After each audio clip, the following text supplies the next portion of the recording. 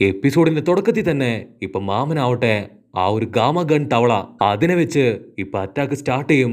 അത് കണ്ട ഉടനെ ഇപ്പൊ പെയിൻ ആവട്ടെ അവൻ ഗെഞ്ചിപ്സ് ഉപയോഗിച്ചുകൊണ്ട് ഇപ്പൊ സേഫ് ആയിട്ട് എവിടെയോ മറഞ്ഞു നിൽക്കും. ഉടനെ മാമൻ ഇപ്പൊ സീലിംഗ് ജിപ്സ് ഉപയോഗിച്ചുകൊണ്ട് അവനെ സെൻസ് ചെയ്യാൻ തുടങ്ങും. അപ്പൊ അതേ സമയത്ത് ലോങ് ഷോട്ടില് മാമൻ കാണും മൂന്ന് തലയുള്ള ഒരു മോൺസ്റ്റർ ഡോഗ് ഇപ്പൊ മാമനെ ലക്ഷ്യമാക്കി വരുന്നത്. അതിനെ കണ്ട ഉടനെ ഇപ്പൊ മാമൻ നിലവിളിക്കും.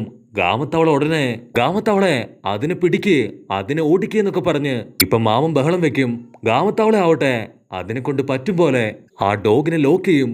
പക്ഷെ അതിപ്പോ മൂന്നായിട്ട് പിരിഞ്ഞ് മാമന്റെ നേർക്ക് പാഞ്ഞെടുക്കും. മാമനാവട്ടെ സമ്മറിൻ ജിപ്സ് ഉപയോഗിച്ച് അവറ്റകളെ വെട്ടിത്തിരിപ്പിച്ച് ഇപ്പൊ മുൻപോട്ട് ഓടും.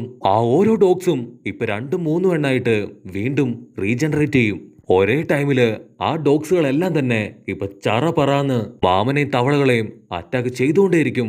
പക്ഷെ തവളയാവട്ടെ അതിന്റെ സ്റ്റിക്ക് ഉപയോഗിച്ച് ഇപ്പൊ എല്ലാ നായ്ക്കളെയും തല്ലി ഓടിക്കും. പക്ഷെ ഇടയ്ക്ക് തവളയ്ക്കും ചെറിയ പരിക്കുകൾ പറ്റുന്നുണ്ട്.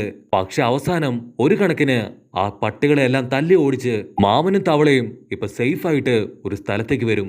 മാമൻ ചോദിക്കും, നീ ഓക്കെ അല്ലേ? നിനക്ക് കുഴപ്പമൊന്നുമില്ലല്ലോ? അതിന് തവള പറയും, കുഴപ്പമൊന്നുമില്ല, ചെറിയ ചില പരിക്കുകൾ പറ്റിയിട്ടുണ്ട്, പക്ഷെ ഞാൻ ഓക്കെയാണ്. അങ്ങനെ അവര് ഇപ്പൊ കാഷ്വൽ ആയിട്ട് സംസാരിക്കുമ്പോ ആ പട്ടികള് അവര് വീണ്ടും മാമന്റെയും തവളയുടെ നേർക്ക് ഇപ്പൊ ചാടി വരും. അവറ്റകളിപ്പോ 9 എണ്ണം ഉണ്ട്. അവറ്റകളെ അറ്റാക്ക് ചെയ്യുന്തോറും വീണ്ടും വീണ്ടും എണ്ണം കൂടിക്കൊണ്ടേയിരിക്കുകയാണ്. മാമന് പിടികിട്ടും, ഇനി ഇവിടെ നിന്നാ അത് വലിയ അപകടമാണ്.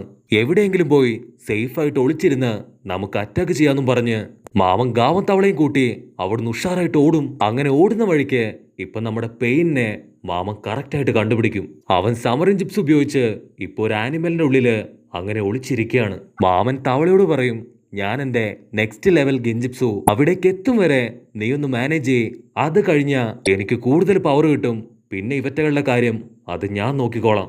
അപ്പൊ ഗാമത്തവള അതിന്റെ കയ്യിലുണ്ടായിരുന്ന ആ ഒരു സ്റ്റിക്ക് എടുത്ത് അത് കറക്കാൻ തുടങ്ങും. ഡോഗ്സ് അടുത്തേക്ക് വരെ ഇപ്പൊ തവള ആ ഒരു കറക്കലിന്റെ സ്പീഡ് അത് കൂട്ടിക്കൊണ്ടേയിരിക്കും. ഡോഗ്സ് ഓടി വന്ന് ഇപ്പൊ ആ കമ്പിൽ തട്ടി അടിച്ചു തെറിച്ച് ഇപ്പൊ ഓരോ ഭാഗത്തേക്ക് തെറിച്ചു വീഴും.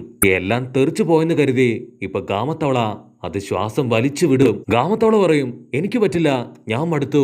അവറ്റകളെ എത്രയൊക്കെ അടിച്ചിട്ടും അതൊന്നും തന്നെ ചത്തുപോകുന്നില്ല.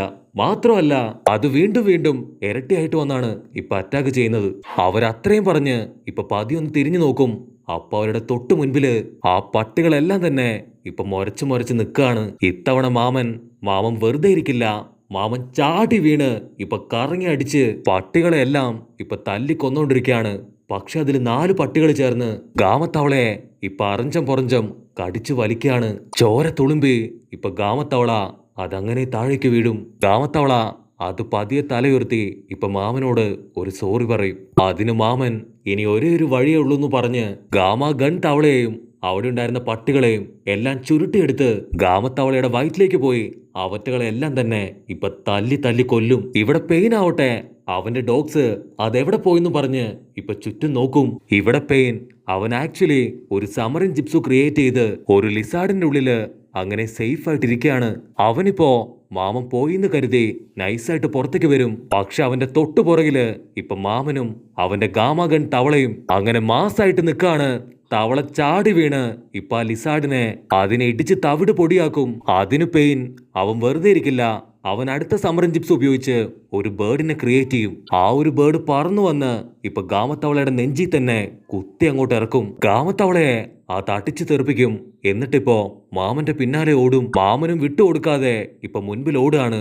പക്ഷെ ആ പക്ഷി അത് മുൻപോട്ട് പോകും തോറും ഇപ്പൊ ഓരോരോ ബോംബുകള് മാമന്റെ അടുത്ത് ഇട്ടുകൊണ്ട് ഇപ്പൊ പറന്ന് മുൻപോട്ട് പോവും. അതിൽ ഓരോ ബോംബുകളായിട്ട് ഇപ്പൊ പൊട്ടാൻ തുടങ്ങും. മാമനാണ് എന്താ ചെയ്യേണ്ടതെന്ന് അറിയില്ല. മാമന്റെ തൊട്ടു മുൻപിലായിട്ട് ഇപ്പൊ ചെറിയൊരു കുഴി കാണും. മാമൻ അതിലൂടെ ഇപ്പൊ താഴേക്ക് ചാടും. ആ പക്ഷി ആവട്ടെ അതിനാ ദ്വാരത്തിലൂടെ ഇപ്പൊ അകത്തേക്ക് കടക്കാൻ കഴിയില്ല.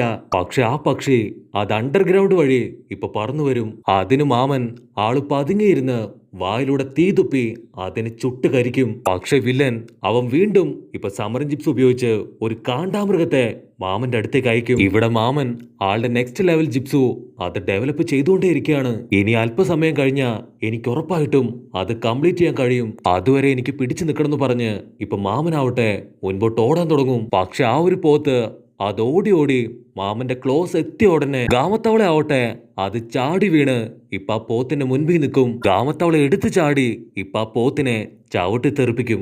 മാമൻ അത് കണ്ട് ഇപ്പൊ ഒരുപാട് ഹാപ്പി ആവും. എന്നിട്ട് പതിയെ മാമനിപ്പോ ചെറുപ്പത്തിലുള്ള പെയിനെ കുറിച്ചും അവന്റെ കൂടെ ഉണ്ടായിരുന്ന ബാക്കി 2 പേരെ കുറിച്ചും ഇപ്പൊ ആലോചിക്കാൻ തുടങ്ങും. ആ ഒരു പെയിൻ അവന്റെ സ്പെഷ്യൽ കണ്ണ് വെച്ച് ഇപ്പൊ ഒരുപാട് കാര്യങ്ങള് പഠിച്ചിരിക്കുകയാണ്. അവനിപ്പോ 5 നേച്ചർ പവറിലും മാസ്റ്റർ ആയിരിക്കുകയാണ്. അതുകൊണ്ട് അത്ര എളുപ്പത്തില് എന്നെ കൊണ്ട് അവനെ സ്റ്റോപ്പ് ചെയ്യാൻ കഴിയില്ല. 10 വയസ്സിൽ തന്നെ അവന്റെ പെർഫോമൻസ് കണ്ട് ഞാൻ പേടിച്ചു പോയിട്ടുണ്ട്. മാമൻ അങ്ങനെ ചിന്തിച്ചു നിൽക്കുമ്പോ ഇപ്പൊ പെയിൻ ആവട്ടെ അവൻ വീണ്ടും ഗെഞ്ചിപ്സ് ഉപയോഗിച്ച് ഒരു പശുവിനെ ഇപ്പൊ മാമന് നേർക്കയക്കും.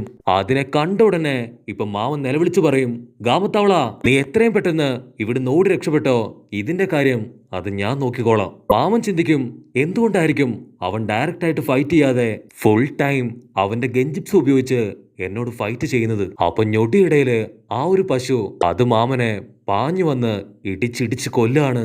അത് കാണുമ്പോ ഇപ്പൊ പെയിന് അവൻ ഒരുപാട് ഹാപ്പി ആവും. പക്ഷെ അത് മാമനാണ് അവന്റെ മാസ്റ്റർ. മാമൻ ഈസി ആയിട്ട് ആളുടെ ഫയർ ജിപ്സ് ഉപയോഗിച്ച് അതിനെയും കത്തിയിരിക്കും. ഇവിടെ ജിറയ മാമൻ ഇപ്പൊ നെക്സ്റ്റ് ലെവലിലേക്ക് കടന്നിരിക്കുകയാണ്. ഫുക്കുസുക്കുവിന്റെയും വേറെ 2 പേരുടെയും സൗണ്ട് അവൻ കേൾക്കും. അവര് ചോദിക്കും, നീ എന്തിനാ ഇപ്പൊ ഞങ്ങളെ ഇവിടേക്ക് വിളിച്ചു വരുത്തിയത്? അതിന് മാമൻ പറയും, ഞാനിപ്പോ വലിയൊരു ഓപ്പണന്റിന്റെ മുൻപിലാണ്. അവന്റെ കണ്ണ് അത് റെനീങ്ക കണ്ണാണ്. അത് കേട്ട് അവര് ഞെട്ടും. അപ്പോഴായിരിക്കും അവരാരാണെന്ന് ഇപ്പൊ ക്ലിയർ ആയിട്ട് കാണിക്കുക. മാമനിപ്പോ ഓണർ സ്റ്റേജിലേക്ക് പോയിരിക്കുകയാണ്. ആ ഒരു രൂപം കണ്ട് ഇപ്പൊ മാമൻ പോലും ഒരു സെക്കൻഡ് ഷോക്കാവും. അതിന് അവര് ചോദിക്കും, നമുക്ക് സ്റ്റാർട്ട് ചെയ്യാമോ? മാമൻ എസ് പറയുമ്പോ അവരെല്ലാവരും കമ്പൈനായി മറ്റൊരു രൂപമായി മാറും. പെയിൻ ആണെങ്കില് ഇപ്പൊ മാമന്റെ പുതിയ രൂപം കണ്ട് പേടിച്ചു നിൽക്കും. അപ്പൊ മാമന്റെ ചുറ്റുമുള്ള തവളകൾ ചോദിക്കും, ആ പെയിൻ അവൻ എവിടെ? അതിന് മാമൻ പറയും, അവൻ ഇവിടെ എവിടെയോ ഉണ്ട്, പക്ഷെ ഞാൻ എത്ര ശ്രമിച്ചിട്ടും അവനെ കണ്ടുപിടിക്കാൻ കഴിയുന്നില്ല. അപ്പൊ തവളകൾ ചോദിക്കും, നീ ഇതുവരെ ഒരു ഫൈറ്റിലും ഞങ്ങളെ കൊണ്ടുവന്നിട്ടില്ല, ഈ ഒരു ഫൈറ്റിന് മാത്രം എന്താ പ്രത്യേകത എന്ന് ചോദിക്കുമ്പോ അതിന് മാമൻ പറയും, ഈ പെയിൻ അവൻ എന്റെ സ്റ്റുഡന്റ് ആണ്. മാമൻ അത് പറയുമ്പോ തന്നെ ഇപ്പൊ തവളകള് പെയിൻ നിൽക്കുന്ന ലൊക്കേഷൻ അത് കറക്റ്റ് ആയിട്ട് കണ്ടുപിടിക്കും. അപ്പൊ അതിലൊരു തവള ചോദിക്കും, അപ്പൊ നിന്റെ പ്രോഫസി അത് ഈ പെയിൻ ആണോ? അത് കേൾക്കുമ്പോ ഇപ്പൊ മാമനാവട്ടെ ഫ്ലാഷ് ബാക്കില് ആ ലോഡ് തവള പറഞ്ഞ കാര്യം അതാലോചിക്കും. നീ ഇന്നല്ലെങ്കിൽ നാളെ തീർച്ചയായിട്ടും നിന്റെ പ്രോഫസി നിന്റെ ഫ്യൂച്ചർ സീഡിനെ കറക്റ്റ് ആയിട്ട് കണ്ടുപിടിക്കും. ഒന്നിക്കിൽ അവൻ ഈ ലോകത്തെ നശിപ്പിക്കും, അല്ലെങ്കിൽ അവൻ ഈ ലോകത്തെ രക്ഷിക്കും. നിഞ്ച വേൾഡിൽ തന്നെ അവൻ വലിയൊരു മാറ്റം സൃഷ്ടിക്കും. അവിടുന്ന് അങ്ങനെ കട്ട് ചെയ്താ ഇപ്പൊ തവളകൾ ചോദിക്കും, അവൻ നിന്റെ പ്രോഫസി അല്ലേ, അവനിപ്പോ എന്തിനാ നീ കൊല്ലുന്നത്? അതിന് മാമൻ പറയും, അവനിപ്പോ ഫുൾ ഡേഞ്ചർ ആണ്, ഈ ലോകം തന്നെ നശിപ്പിക്കാനാണ് അവന്റെ ശ്രമം. അപ്പൊ തവളകളിലൊന്ന് അതൊരു പാമ്പിനെ ഇപ്പൊ പുറത്തേക്ക് കൊണ്ടുവന്ന് പെയിന്റെ സമറിൻ ജിപ്സോ അതിന്റെ മുകളിലേക്ക് എന്തോ ഒരു ദ്രാവകം അത് സ്പ്രെഡ് ചെയ്യും. അപ്പൊ അവര് കാണും പെയിൻ അവൻ ഒരു കുലുക്കവും ഇല്ലാതെ അങ്ങനെ ഹായ് ആയിട്ട് നിൽക്കുന്നത്. അവന്റെ റിനി കണ്ണ് കണ്ട് ഇപ്പൊ തവളകൾ പറയും, ഇവനെ കണ്ടാൽ തന്നെ അറിയാം ഇവനല്ല നിന്റെ പ്രോഫസി. അപ്പൊ പെയിൻ അവൻ സമറിൻ ജിപ്സ് ഉപയോഗിച്ചുകൊണ്ട് ഇത്തവണ അവനെ പോലുള്ള മറ്റു 2 പെയിനുകളെ കൂടെ ക്രിയേറ്റ് ചെയ്യുന്നതോടു കൂടെ ഈ ഒരു എപ്പിസോഡും അവസാനിക്കുന്നു.